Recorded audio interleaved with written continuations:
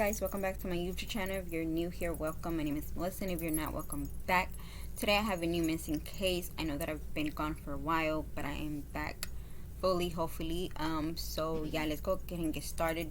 Don't forget to subscribe and hit that bell so you can be notified every time I upload. Also, I do have another channel, and I do talk about important things that's going on in the world that needs to be talked about. And I post there on Wednesdays. So today we're going to be talking about the Johnny Cash disappearance. So yeah, let's go ahead and get started. It's been 40 years since 12-year-old Johnny Gosch disappeared while delivering a newspaper near his West Des Moines home. West Des Moines police have never declassified his disappearance on September 5th of 1982 as a kidnapping. It officially remains missing person case. His parents, Johnny and Nora Gosch, who divorced in 1993, have publicly disagreed about what and who think were involved in the case. Both believe he was kidnapped. Police today say they believe that too. A motive was never established and no arrests had been made. Johnny Gosch was a 12-year-old Des Moines registered paperboy who had route in the area around his West Des Moines home for about a year before his disappearance. He was reliable and proper paperboy, according to a story in the Register. The day after he went missing, he won an airplane ride over Des Moines in a scale contest. On the morning of September 5th of 1982, Johnny defied his parents by leaving the house alone to start his paper route, accompanied by the family's dog. John and Norris had told him that he needed to go with his father. He never returned.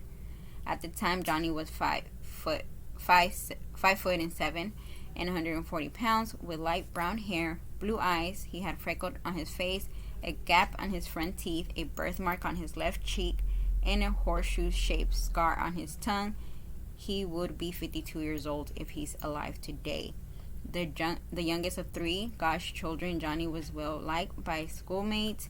According to Des Moines Tribune story on September 7th of 1882, he played football and took karate lessons. He was 7th grader in Indiana Hills Junior High School. Among other students, he was known to speak against drugs use.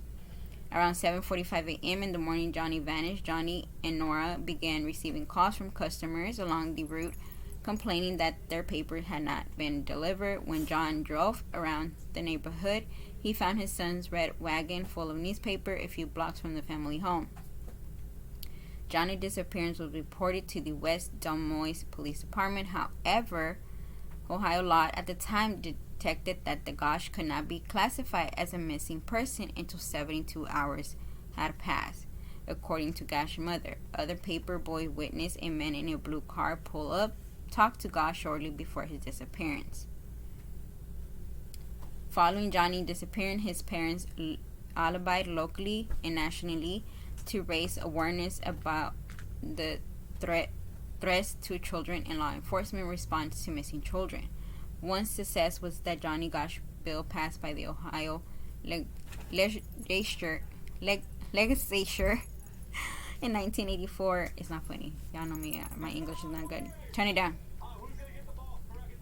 Passed by the Ohio legislature in 1984, which required law enforcement to immediately investigate passing children case where foul play was suspected.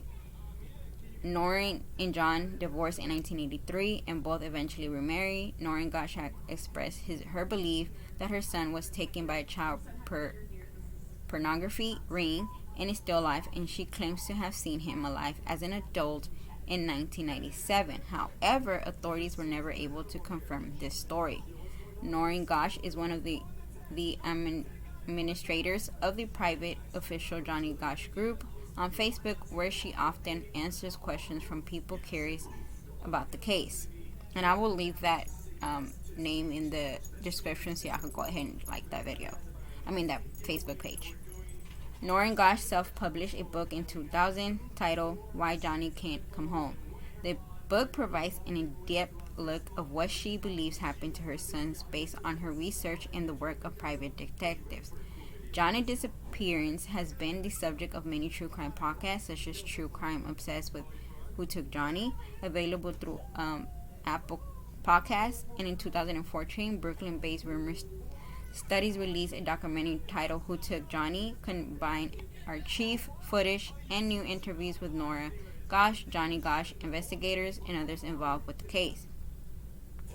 The documentary, which played to a sold-out audience at the Fuse Cinema in April 2015, grew out of 1-hour special commissioned by MSNBC, organizing the 30th anniversary of the disappearance. Rumor filmed that special in 2012, and the program Missing Johnny aired in December that year.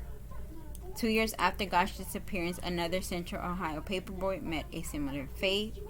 Nergine Martin of Des Moines turn it down, guys, I'm sorry. Enjoy many things typical of a 13-year-old boy: football, fishing, high skiing, video games, and TV. When the Ohio State Fair kicked off for the year in 1984, Martin relied on his Des Moines register paper route to spend money. He usually delivered newspaper with his older stepbrother, but in the morning of Sunday, August 12, 1984, he went alone. Witness reports seeing Martin talking to a clean-cut man in his 30s between 5 a.m. and 6:05 a.m. Around 6:15, Martin's bag was found on the ground with folded newspaper. Give me 1 second, guys. Turn it down. Thank you, guys. I'm sorry, my daughter is watching TV. The ground with folded newspaper still inside. He was never seen again. Many thought the circumstances behind Martin and Gosch's disappearance were similar, promoting a speculation that both boys were kidnapped by the same person. Law enforcement was never able to make a identify connection between the two cases. However, no arrests had been made in either case. A start in the disappearance of children: Ethan Pass in New York City in 1979, Adam Walsh in Hollywood, Florida in 1981, Johnny Gosch in West Des Moines in 1982, and Oregon Martin in Des Moines in 1984. In Germany, a panic over childhood safety in the United States. The American ethos of letting preteens roam freely through the neighborhood streets on foot or on bicycle fed. Room Simpsons, who became head of the Help Find Johnny Gosch Foundation in 1983, said Johnny's disappearance obviously changed the culture. You didn't let your kids out of your sight, Sim said. All of a sudden, everything that you thought was safe and sound was suspect. Before Facebook, Amber Alerts, and text messages, pictures on mail cartons became a way to distribute information about missing kids. It made sense at the time. Most Americans drank milk in cartons and had frequently turned around from grocery store to fridge. The grassroots campaign had deep Ohio ties. Cartons from Anderson Eakins Dairy and Des Moines were among the first to be distributed in grocery stores.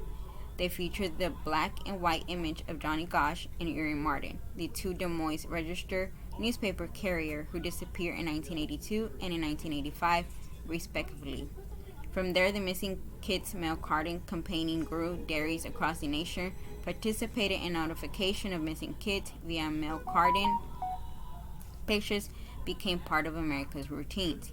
Even though the campaign was short-lived and mostly ended by the late 1980s, the cartoons are still promoting images for many people when they think about missing kids. And that is the case of Johnny Gosch. And I know this is a really short case, but with cases like these are usually not a lot of information. But like I always say, if y'all know something, please go ahead and contact the police. I will leave the information of the Facebook and everything else in the description so y'all could go ahead and like that page. Thank you so much, guys, and I will see y'all Wednesday.